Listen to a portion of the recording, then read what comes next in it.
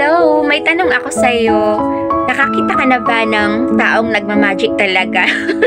As in, totoong magician ha. So, dyan po iikot ang mensahe ng video kong ito. Salamangka, malalim na wika, mahika ang katumbas na salita. Ito ay natanging kakayahan ng isang salamangkero. Siya ay nakahagawa ng mga pambihirang obra o mahika. Dito sa mundong ating kinabibilangan, di ba? May mga bagay na kayang idaan sa isang salamangka, subalit may mga pangyayaring hindi nasaklaw nito, tulad na lamang ng buhay ng tao. Kung pwede nga lang idaan sa magic, di ba? Baka mas payapa ng ating mundo, di ba? Kung ang lahat ay sakop ng kapangyarihan ng isang salamangka, wala nang mahihirapan, luluha, at mahasaktan, di ba? Sumasang-ayon ka ba? Kaya lang, ang buhay ay hindi isang salamangka. Gaano man kahusay ang isang salamangkero, di ba? May mga pagkakataong siya ay nagkakamali rin. Bakit? Dahil siya ay tao rin. Ang tulang ito ay isang paalala.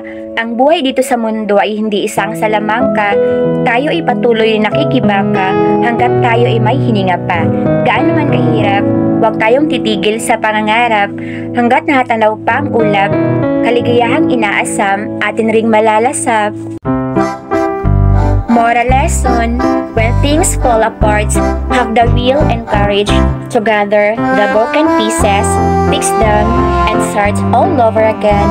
We will learn the concept of survival, endurance, and perseverance.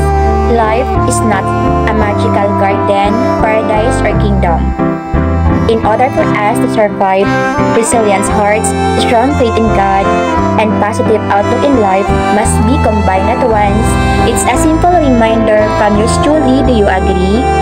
Keep in mind, everyone, Roma 2 verse 6, sapagkat igagawad niya sa lahat ng tao ang naayon sa kanilang mga ginawa. Well, yes, indeed. Kaya naman, to the person in front of me, just keep up the good work. One day, you will get what you truly deserve. It's a simple reminder from yours truly. Keep safe, everyone. God bless us all.